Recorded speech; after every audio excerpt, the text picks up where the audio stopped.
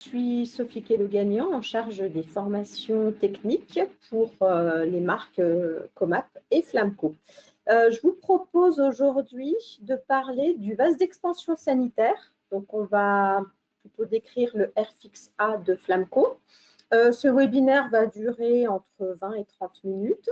Vous pouvez poser des questions à l'écrit et j'y répondrai après le webinaire.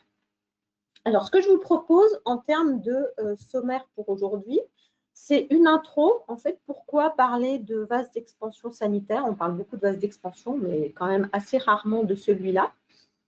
On va parler de l'installation avec un vase d'expansion sanitaire, à quoi elle doit ressembler. Et ensuite, je vais parler plutôt du Airfix-A, donc description du produit, ses avantages, ses caractéristiques, la gamme qui est proposée et aussi comment on le sélectionne, comment on calcule un vase d'expansion sanitaire. Et puis on terminera par une petite conclusion. Eh bien, c'est parti. Alors, en intro, la production de CS en France sur des installations ici plutôt domestiques, à la maison par exemple, avec un préparateur d'eau chaude sanitaire, donc un chauffe-eau, un ballon d'eau chaude sanitaire, on va dire.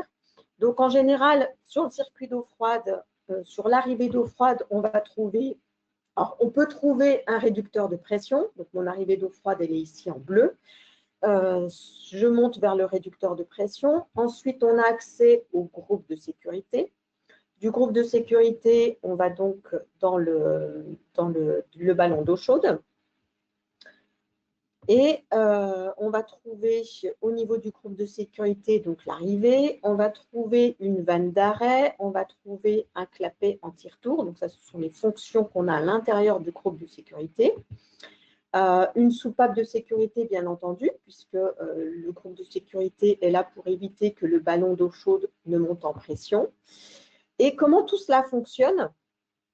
Pour rappel, l'eau donc qui va rentrer via le groupe de sécurité dans le ballon d'eau chaude donc va chauffer. En chauffant, elle se dilate. Ne pas oublier qu'en général, le ballon d'eau chaude il fonctionne la nuit, d'accord? Donc il chauffe pendant la nuit. Donc l'eau se dilate pendant la nuit et on est dans le cadre d'un circuit qui est fermé puisque les points de puisage sont fermés. La dilatation provoque donc la montée en pression dans le ballon d'eau chaude. Et à ce moment-là, donc la pression va monter jusqu'à 7 bars, c'est normal. Et une fois que la pression atteint 7 bars, qui est en fait le tarage de la soupape de sécurité du groupe de sécurité, on va observer un écoulement d'eau pour faire baisser la pression en dessous de 7 bars. Donc quand il y a un écoulement d'eau la nuit à la maison du fait de l'ouverture du groupe de sécurité, c'est tout à fait normal. Le problème, ici, ce dont on va parler, c'est que ça provoque une perte d'eau qui est en moyenne de 1,7% et qui peut aller jusqu'à 3%. Donc la perte d'eau, elle est importante. Si on fait un petit calcul, sur un ballon d'eau chaude de 250 litres dans une maison pour 4 personnes, par exemple, ça veut dire qu'on va perdre en moyenne 4,25 litres par jour. Par an, ça nous ramène quand même à presque 1,6 mètre cube. C'est quand même important, c'est du gaspillage d'eau. Le maximum, si on est sur 3% de perte, on est sur 7,5 litres par jour, toujours un ballon de 250 litres, et ça va jusqu'à donc 2,7 mètres cubes par an. Alors, c'est de l'eau chaude, donc c'est de l'eau qu'on a chauffée pour rien, donc on a une perte d'énergie puisqu'on a perdu de la chaleur. C'est de l'eau potable qu'on met directement à l'égout. Donc, quelque part, ça fait vraiment partie des choses sur lesquelles il faut travailler, je dirais, l'eau chaude sanitaire pour éviter un peu toutes ces pertes d'eau qui, c'est du gaspillage, ni plus ni moins. Donc, en fait, le vase d'expansion sanitaire, il va nous permettre d'éviter ces pertes d'eau à l'égout. Alors, l'installation avec vase d'expansion sanitaire. En France, on voit ce type d'installation. C'est-à-dire, en général, l'encombrement d'un vase d'expansion sanitaire, il est quand même, c'est du 8 litres au moins, voire plus, 8, 12, etc. Donc, ça a quand même du volume, ça a un encombrement, et en fait, on ne le prévoit jamais au niveau des ballons d'eau chaude. Donc, on ne sait pas trop où le mettre, ce vase d'expansion sanitaire. C'est un peu notre problématique française. Donc, il faut arriver à l'intégrer. Et en général, quand il est intégré sous un ballon, il est intégré, ou à côté d'un ballon, mais ce que j'ai pu voir, c'est dessous. Il est intégré de cette manière-là. Ça veut dire qu'on va avoir un branchement du vase d'expansion sanitaire, excusez-moi, entre le groupe de sécurité et le préparateur d'eau chaude sanitaire. Donc, on va avoir un T et derrière, ça veut dire un flexible qui va nous amener jusqu'au vase d'expansion sanitaire. Donc, déjà, c'est une installation qui est tolérée par la réglementation, puisque normalement, on n'a pas le droit d'avoir quoi que ce soit entre le groupe de sécurité et le ballon. Donc ici, la problématique, c'est qu'on a un bras mort qui nous amène à un vase d'expansion sanitaire. Ce bras mort, qu'est-ce que c'est? C'est de l'eau stagnante. On a de l'eau stagnante dans le bras mort, on a de l'eau stagnante dans le vase d'expansion. Donc, on a un risque important de développement de légionnelle. Donc, ça, c'est une installation qui est à proscrire. Quelle va être donc la typologie d'installation qu'il faut qu'on envisage? Pour information, voilà le type d'installation qu'on a sur l'eau froide sanitaire, pour la production d'eau chaude sanitaire en Europe. On va avoir, donc sur le circuit d'eau froide, éventuellement un réducteur de pression. Et ensuite, on n'aura pas de groupe de sécurité. Par contre, on va trouver toutes les fonctions du groupe de sécurité, c'est-à-dire la vanne d'arrêt, le clapet anti-retour et la soupape de sécurité. Et on va trouver le vase d'expansion sanitaire qui va donc être en ligne sur le circuit d'eau froide. Donc, on n'aura plus de dérivation, on n'aura pas de bras mort.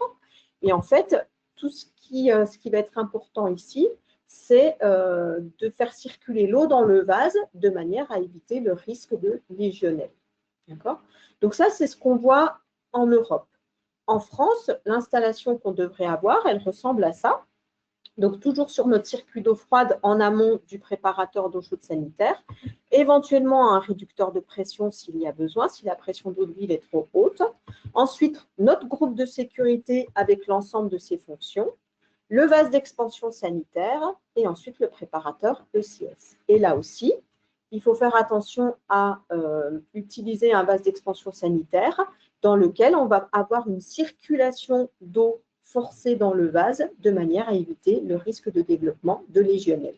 Donc, typiquement, si on va installer un vase d'expansion sanitaire, on va utiliser donc bien évidemment un vase qui va permettre la circulation d'eau et un vase ACS, mais on va avoir donc ce type d'installation et pas de bras mort qui mène au vase d'expansion. Donc maintenant, je vous propose de parler du vase d'expansion Airfix A de Flamco. Alors, il ressemble à ça. C'est un vase d'expansion, tout simplement. Couleur blanche, forcément. C'est un vase qui est entièrement laqué avec une étiquette bleue. Ça permet de le distinguer des autres vases d'expansion Flamco pour le chauffage, notamment le Flexcon qui est de couleur rouge, qui est aussi serti, comme celui-là. Donc, on distingue très bien les vases d'expansion Flamco entre les vases sanitaires et les vases chauffage. Au niveau de la coupe, vous l'avez ici. Donc, au niveau du vase, la membrane à l'intérieur, donc ici, on parle d'un vase d'expansion à membrane, c'est-à-dire à pression variable. La membrane, c'est un matériau butyle qui est donc ACS, homologué pour l'eau potable, qui a aussi pour caractéristique de ne pas apporter ni d'odeur ni de goût à l'eau. Le revêtement est anti-corrosion, revêtement externe, interne, anti-corrosion, aussi homologué pour l'eau potable, bien entendu. La construction, c'est la construction du type Flexcon, c'est-à-dire qu'on a une bague de sertissage qui permet d'éviter par la soudure d'endommager la membrane à la haute température. Donc, grâce au sertissage, on garde toutes les caractéristiques de la membrane. Donc, on est en capacité de vous parler de la robustesse de ce produit dans le temps. Donc, vase serti.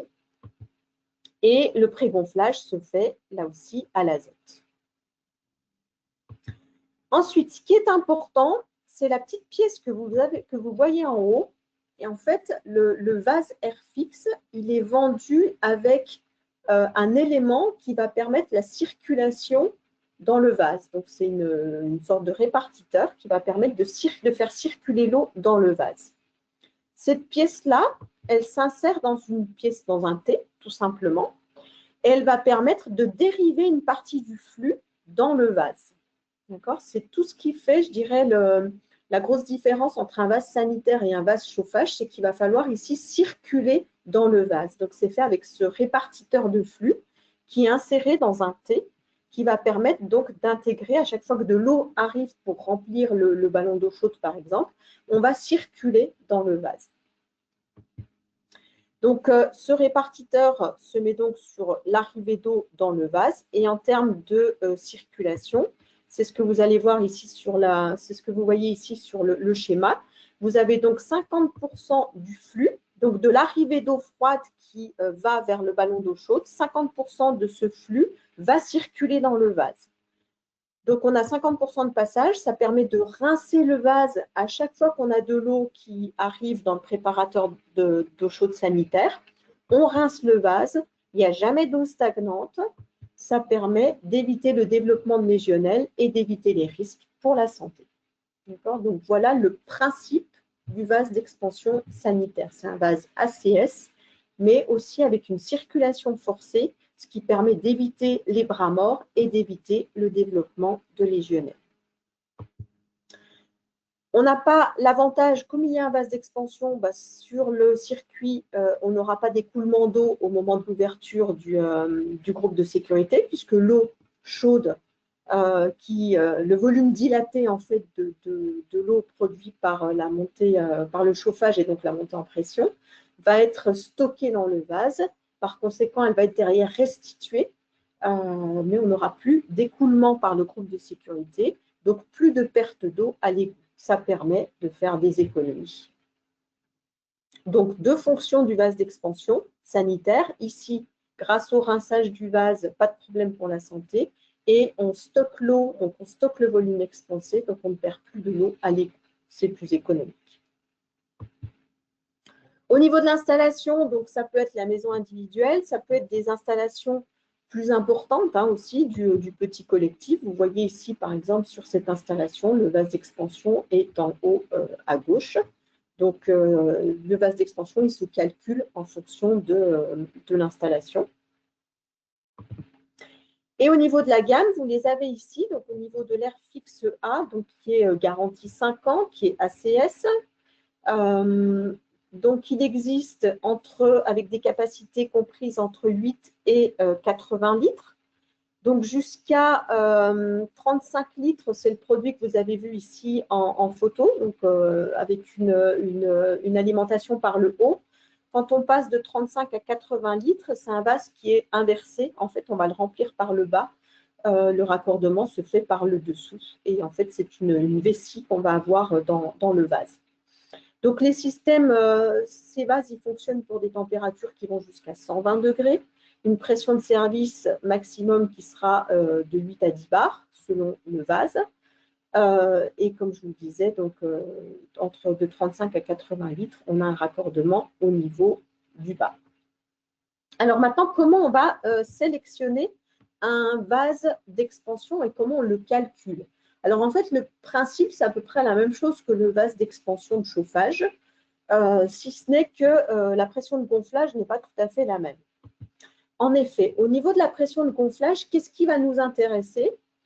Eh bien, si vous vous souvenez, en fait, du principe de calcul d'un vase d'expansion à membrane, donc d'un vase d'expansion à pression variable, le point clé pour la pression de gonflage, c'est en fait la pression opposée à celle que reçoit le vase. En fait, on cherche à compenser une pression qui est subie par le vase. En l'occurrence, dans le chauffage, c'est la pression exercée par la hauteur d'eau. Au niveau du vase sanitaire, la pression qui est subie par le vase ou par l'installation, c'est la pression d'alimentation en eau froide. Donc, soit ça va être directement la pression du réseau, donc qui va être notre pression de gonflage, soit ça va être la pression qui sera en aval du réducteur de pression, si on a un réducteur de pression. Autrement dit, si votre pression d'alimentation en eau froide, elle est de 3 bars, eh bien, votre pression de gonflage du vase d'expansion, elle sera quasiment de 3 bars. En général, on met 0,2 bars en dessous, donc 2,8 bars.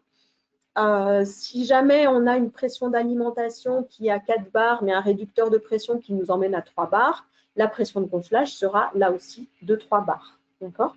Ça ne peut pas être plus bas, tout simplement parce que si c'est plus bas, eh bien, on va stocker de l'eau dans le vase d'expansion et cette eau, elle ne sera jamais déstockée dans la mesure où il n'y a pas suffisamment de pression côté azote.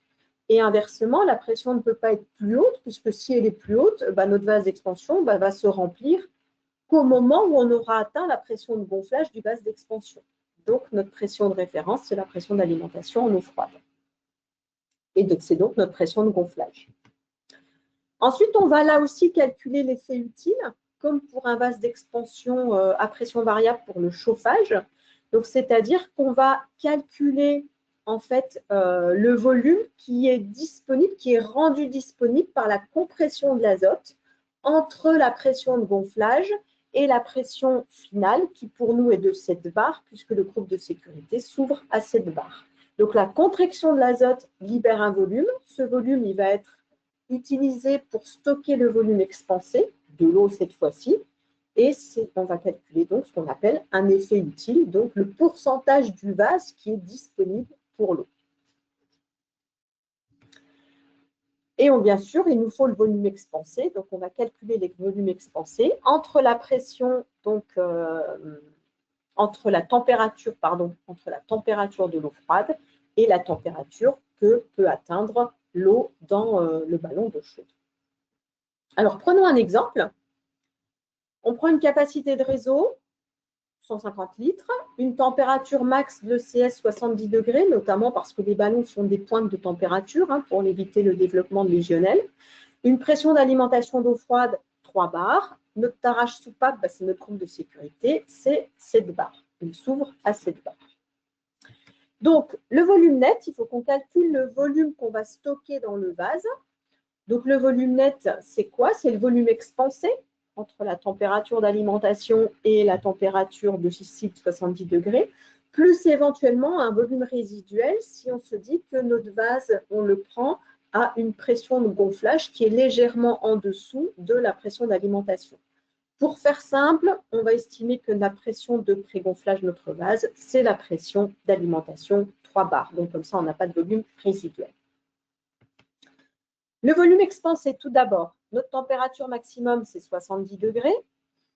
Notre eau, on va dire qu'elle alimente le ballon à 10 degrés, ce qui nous fait un coefficient de dilatation de 2,25%. Ça, on le trouve partout sur Internet.